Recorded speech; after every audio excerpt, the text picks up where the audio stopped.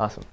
Um, I don't know if we'll use this or not, but like I just want to see what you have to say about this. Okay. Um, what's interesting is when you were talking about the idea of the dragon being like it could be a representation of chaos or it could be a representation of heaven energy or whatever.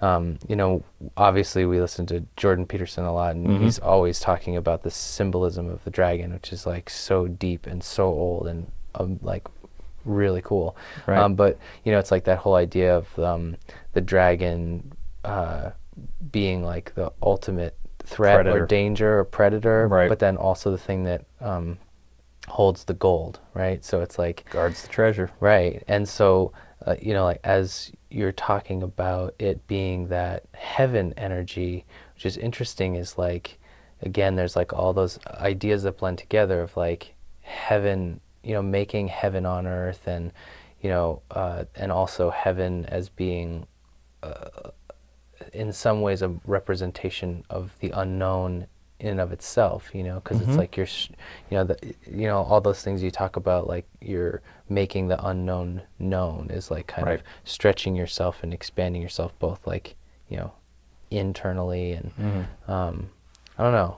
I don't know if you have anything to add to that or say about that as like kind of just like a jumping off point of like that dragon idea. It's like I don't know. It's Can you hold both ideas at the same time?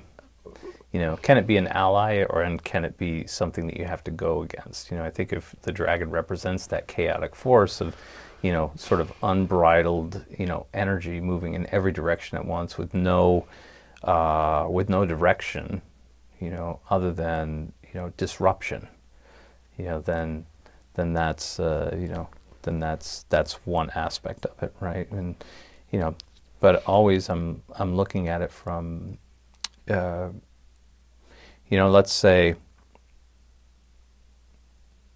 from a Western, you know, esoteric practice, right? We know that there's, you know, we look at the the dual aspects of things, right?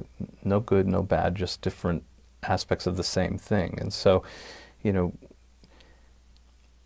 so changing, you know, a chaotic force, you know, when we, you know, if we were doing that into, you know, something that was more harmonic, something that was more balanced, and you know, something that would work for us instead of against us, you know, it doesn't change the dragon.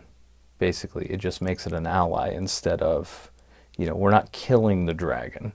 You know, it's always been my problem with that idea of, you know, slaying the dragon, you know, because that means, you know, the dragon ends. And it's like it doesn't end. You're actually, you know, you're taming the dragon, or you're putting it under enough constraint that it does your bidding, right? So it's like we don't get rid of those negative things within us. We put them under control, right? If you really started eradicating all of the negative things in yourself, you know, you'd be a limp dish rag, right? There's no impetus to move, basically. You know, you don't have any power. I mean, as much as he talks, you know, Jordan talks about that, he also talks about, you know, what's the difference between the beta male and the alpha male. You know, it's like this person that's just so subservient, and you know, and he's not sure which one is worse, you know, just this you know, hey, not the alpha male, but you know, like, you know, is it, you can't, you need to, the ideal situation is to have teeth but not use them. You know, it's that confidence factor of like knowing that you could do something if you needed to do it. You could stand up for yourself if you needed to. You know, you could wreak some havoc if you needed to, but you don't. And so it changes your, you know, from our standpoint, it changes your energetic appearance. People sense it if they don't see it. You know, it's like you can see it sometimes in, you know, people that you wouldn't normally think of as being people that you would uh, be wary of or whatever, but all of a sudden, you know, something will set them off, and they get a different posture, they get a different stance, they get a different look in their eyes. There's some kind of, you know, you can fall into them, and it's like, oh boy, we did not just go there. You know, it's like a complete flip flop instead of, you know, just slinking away. And it's kind of like, you know, it's disgusting, you know, sort of in a way. You know, it's like a, you know, it's like you have contempt for that.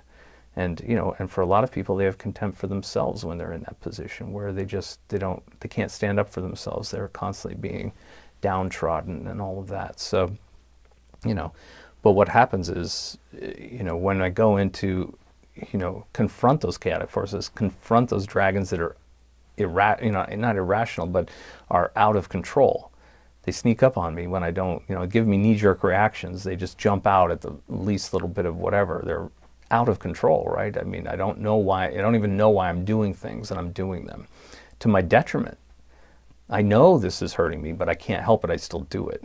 And so it's like, you know, putting those chaotic forces under control, you know, turns them into, from chaos, you know, unfocused force to focused power, right? It's like they're under control. It's the same idea that I've always expressed with, you know, you can take the fuel that it, you know, for the space shuttle or whatever, rocket, right, and just put it out in the open, and you touch it off and it just blows in every direction, right? It's just a large force of destruction.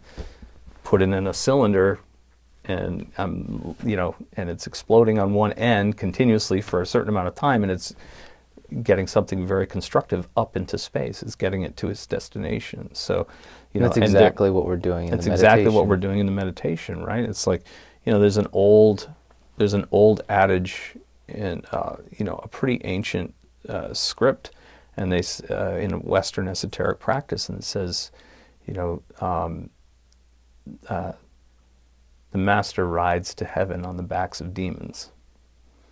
And so, you know, what does it mean? You know, it can be very scary, you know, but at the same time, if we look at it as a metaphor of what's going on, it's like you need that power, you need that energy to push you forward in the direction that you do. You know, it's like this idea of constantly being in bliss is really an asinine idea if you're still living here in this world, right? I mean, think about, you know, like when you're really in the state of bliss, if you've ever experienced that, it's like you don't want to do anything. That means you're perfectly comfortable where you are. There's no motivation to move from that place. Why would you? It's like, why would you leave heaven? Nice to be there, but to stay there forever is stagnation. Is stagnation, right? You have no motivation. So what motivates you further? What makes you have these little plateaus of bliss and really, you know, accomplish and enjoy your life around what that is? I think that that's sort of a, you know, a blissful state in some ways, you know, not perfect bliss, but really, really enjoyable. And, you know, but then, you know, what's my motivation to move further? Because if I stay there for any length of time, I drop, right? You can't just, there's no staying anywhere. Again, false idea. If I can just get to this place, I'll be good. It's like, no, you won't. You'll get to that place, you'll be good for a little while, but then if you don't keep moving, you're going to be down. Yeah, it's like, screwed. Basically, you're already done. So it's just, you know, we're waiting for that to catch up. So, but the idea is, you know, going in, knowing yourself, finding out your proclivities, finding out where those things are, ferreting them out, using the burning meditation to bring them to the surface so you can see them. They can't hide. You know, you're using that light to force them into the open. So, you know, it's a scary shit, right? Because it's like, you know, a lot of this stuff, you don't want to go there. But you use that to force them out. And when you do, you know, you can identify them. Again, like my little term, when I do that, and it's like, or something rears its head that I thought I conquered a while ago, and it sort of comes up in the middle of normal everyday things when I'm walking in, you know, I'm checking out in the, you know, my favorite checking out in the supermarket, and there's a magazine with some enticing slop. You know, so-and-so is divorcing so-and-so or whatever it is, right? And, you know, there's that little, you know, morbid fascination of like, yeah, well, I'm just standing here. I got nothing else better to do. I'll just pull that and read the article, although it has nothing to do with anything that I care about. You know, again, just morbid fascination, really. You know, it's like, I don't know these people. They have nothing to do with my life. They have, you know, it's like on and on and on with there's nothing that I can do with that article that will give me any help in my life right now. In no way does this serve my goals. No way does it serve my goals. So why am I going to expend the energy on that? But once I realize that that's what's going on, and, you know, we catch ourselves, right? And when I do, I see that as a chaotic force that's sort of teasing me in, you know, tricking me in, that kind of idea. And it's like the first thing I do is I say, I see you. And then it's like that immediately, you know, from lots of practice, you know, that's my little cue, my spell, so to speak, of putting that back in its box, you know, and saying, I acknowledge you, I know what you're there for, you know, and you serve me with this, but, you know, you're on a short leash, you know, don't be sneaking out and trying to do this sneak attack, trying to trick me back into something that I'm going to literally waste my energy, because one thing leads to another thing, leads to another thing. Pretty soon I've got bleeders going out all over the place, and now I'm wondering why I'm so exhausted. Why is my life falling apart? I've been doing all these practices, I've been doing all this stuff. Why the hell is it not working? What's going on with me? I must be under attack from something. Yeah, you're under attack. You're under attack by yourself.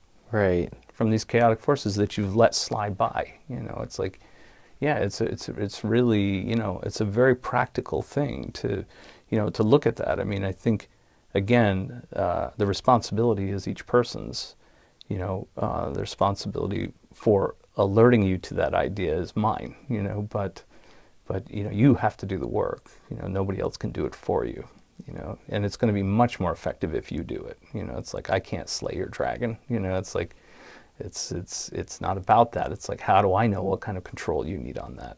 You know, it's like, you'll know if you'll face it and stare it down, and it's not an eradication.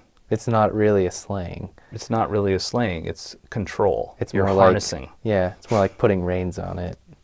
You're putting constraints on it, Yeah. right? This is what I need you for. This is the energy that I need with that. You know? And everybody has to figure out what that is, what that Everybody's application levels is. are different. Yeah. That's right. Identifying, like, what is this aspect of me? What does it desire? How can I use it? How can I use it to motivate myself? How can I use this energy to push me in the direction that I want to go and Right. feel like, you know, or even if it's just like I need a break, entertainment or whatever it is. That's you right. know? It's like, but you got to make, it's about making those decisions consciously instead of just letting your, you know, kind of, you know, Haphazard, you know, Right. letting that control you.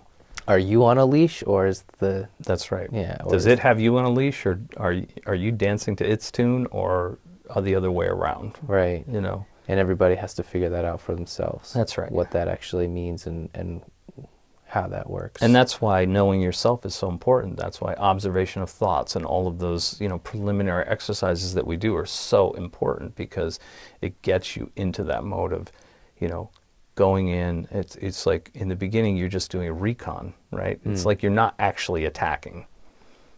You're looking at the situation. You're going in and observing, you know, from a point that's from the observer standpoint, not from being involved in it. You know, and not giving it that energy of saying, oh, I don't like that part of myself, put it back, you know, or like, you know, like, I'm going to get you. And or that's a bad just part adding because energy it's to not it. spiritual or whatever, you know. Don't give it a moral value. Right. You know, just say, this is something that's out of control, it's chaotic, I'm going to put it in control. That's my only goal. I'm going to use it, but I'm going to put it in control. You know, I'm going to use it the way I want to use it, you know, consciously. Right. And that's it. Because you don't want to lose that. You don't want to lose that energy. Not that you really could anyway. Right. To eradicate it's sort of a fallacy. You know? Right. You can't really do that. You're just going to suppress it so deep that when it finally comes out, it's going to be An awful. explosion. Explosion, Yeah. right?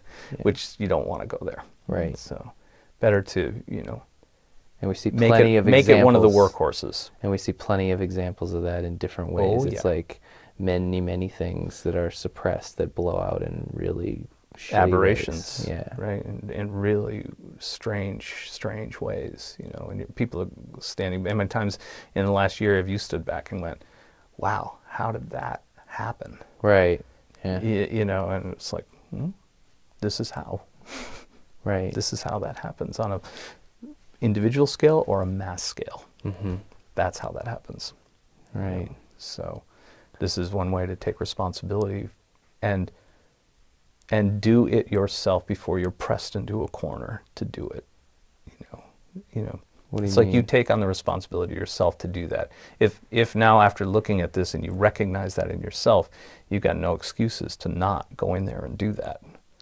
To not get in there, know yourself so well, know where your chaotic forces are, and at least attempt to put them under control. Right, right, right, right, right. Because And it's going to benefit you, and it's going to benefit your family and everybody around you, including your community and the world. If, you know, if each person did that for themselves, you know, things would be a lot different. You know, I mean, that's a broad claim, but that's the idea, right? Each individual person, you know, had control over those things.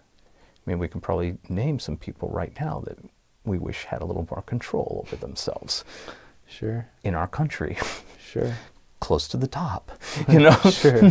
And so it's like, you know, just that alone, you know, to, you know, have that introspection and know that and be able to control that and make it one of the workhorses for you would be, you know, a plus for sure. Right. And I think that that's one of those ideas that it's kind of like,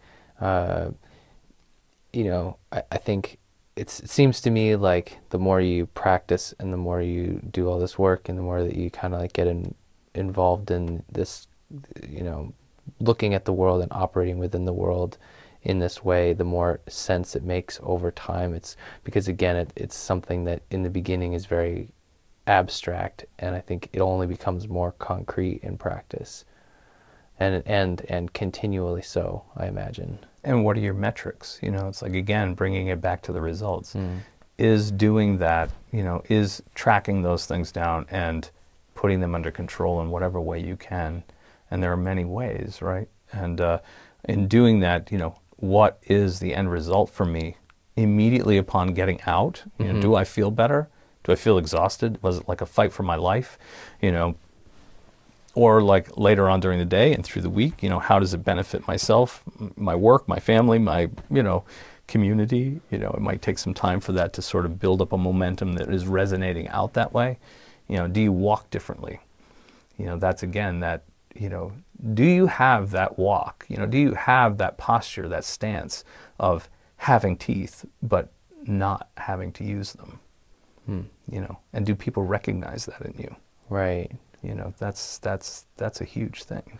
Yeah. You know, that's a huge thing. Right. And I you know, I'm just going to throw that out there, and do you think this is accurate? But it's like that idea of like having teeth and not having to use them as being like strength, and not having teeth and slinking away as being weakness. Absolutely. And so that the idea of identifying those chaotic aspects of ourselves, it's like when they have you on a leash, those behaviors, those thoughts, words, and deeds that you would consider expressions of chaotic forces, when they have you on a leash as they're being acted out or expressed, it's like those are the things that weaken you.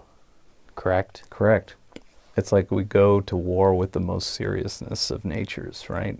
It's like we do the best that we can. We know we might not survive it, but, you know, the alternative is to, you know, sort of either slink away into a hole and waste away at that place, you know, being at the whim of everything that blows by, every wind that tosses you one way or another, and just waiting for your end of days, or, you know, knowing that you're going to be in that fight anyway. You know, are you just going to be battered around, or are you going to put up the best fight that you can? It's sort of like, I remember from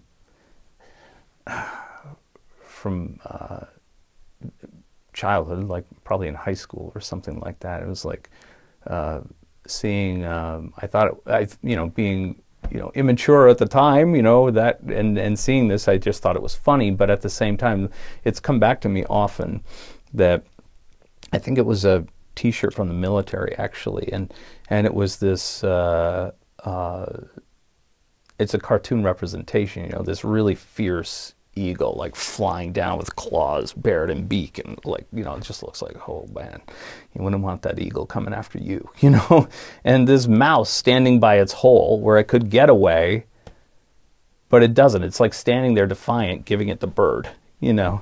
And it's like, and that really stuck in my head, like, for some reason coming back. It's like, no matter how meek you feel, you know, you're not going to get out of this confrontation. You know, you're not going to get out of this world in one piece, unscathed, you know. So do you want to pick your battleground, or do you want to be forced into somebody else's, you know, at their time and their choosing and all of that?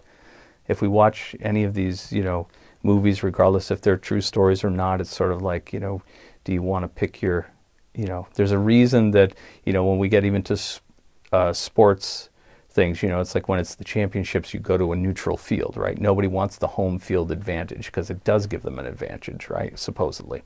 So, the same thing, with military tactics, right? You want to have the advantage of, high ground or defensible or whatever it is that you're trying to do at the time. Take the fight to them, not always in a defensive posture, right? So that's the idea. I mean, again, using these movies as symbolic representations of that, that, I forget, second of the Lord of the Rings trilogy, right? They're under attack. They give up their whole land practically and move into Helm's Deep, the defensible, rock solid, whatever.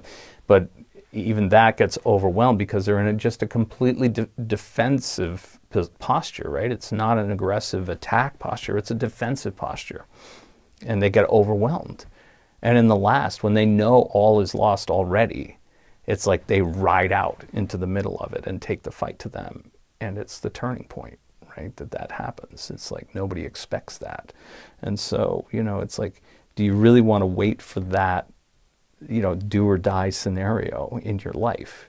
Do you really want to wait till your relationship's on the rocks? Do you really want to wait till you're on your last dollar bill? Do you really want to wait until your health is screwed or you get a horrible diagnosis? Do you really want to wait till the end of life to start thinking about, geez, what's going to come after I draw my last breath?